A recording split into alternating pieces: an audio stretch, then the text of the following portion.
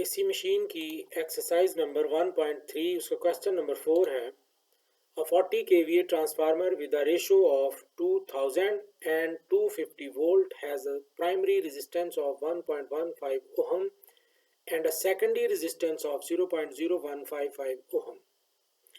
वो कह रहा है कि एक 40 kVA रेटिंग का ट्रांसफार्मर है जिसकी वोल्टेज रेशो है V1 उसके 2000 वोल्ट्स हैं और V2 इसके 250 वोल्ट्स हैं, जबकि प्राइमरी रेजिस्टेंस R1 इसकी 1.15 ओहम है और इसकी सेकेंडरी रेजिस्टेंस R2 0.0155 ओहम है।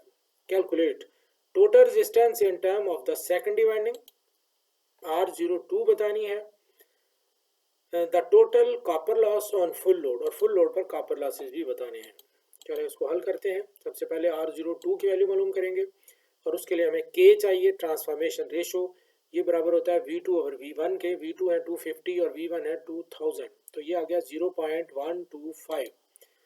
अब R1 डैश हमें मालूम करनी है, ये बराबर होती है R1 इंटू के स्केयर के। R1 है 1.15 और K की वैल्यू हमारे पास हम मालूम कर चुके हैं और इसका स्केयर ले लेंगे, तो इसकी वैल्यू R1 डैश की आ चुकी है 0.0179 ओहम। अब R02 की वैल्यू हमें मालूम करनी है और उसके लिए हमें R1 डैश प्लस R2 करना है। इनकी वैल्यूज पुट करेंगे तो R02 की वैल्यू आ चुकी है 0.03347 ओहम। अब हमें फुल लोड पर कॉपर लॉसेस मालूम करने हैं और उसके लिए पहले हमें I2 की वैल्यू चाहिए सेकेंडरी करंट की, और ये बराबर होती है VA ओवर V2 से। तो VA रेटिंग उसने बताई हुई है 40 kVA, इसको VA में लेंगे तो ये 40,000 होगा और V2 है 250, तो 160 एम्पेयर I2 है।